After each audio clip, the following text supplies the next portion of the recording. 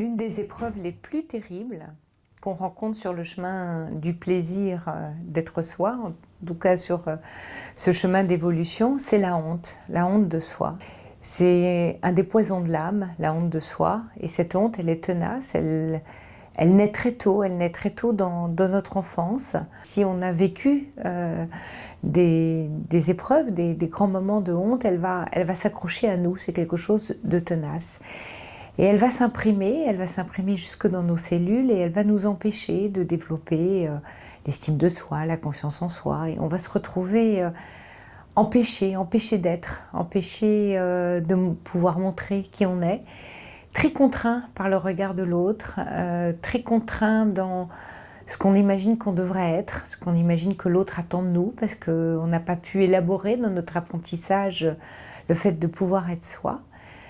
Alors on va comme ça s'enfermer dans cette honte, parfois d'ailleurs s'isoler, elle va être un boulet, elle va être quelque chose qui va nous ralentir dans nos élans, dans nos rencontres, dans ce qu'on voudrait être, dans ce qu'on voudrait développer. Et c'est essentiel de pouvoir aller la trouver au fond de soi, d'arriver à la contacter. Une fois adulte, de comprendre vraiment très profondément à quel point elle nous empêche d'être nous-mêmes et qu'elle est finalement pas si grave. Elle n'est pas si grave parce que elle est dans cet imaginaire, elle est ancrée là, dans cet imaginaire d'enfant qui nous fait dire, qui nous fait croire qu'on devrait être quelqu'un d'autre, qu'on devrait faire mieux que ce qu'on fait, qu'on devrait être plus brillant, plus magnifique. Mais on l'est brillant et magnifique.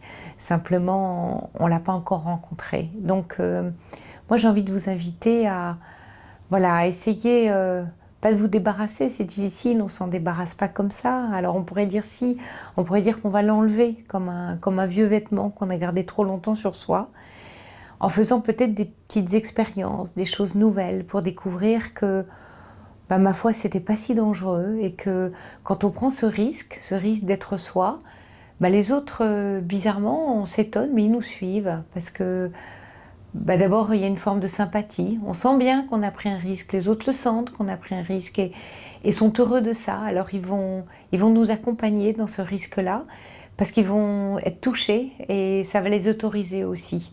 N'oubliez pas qu'on est chacun des miroirs les uns pour les autres et que si on s'enferme dans notre honte de nous-mêmes, quelque part, on la renvoie aussi aux autres, cette honte, et on crée une gêne entre nous.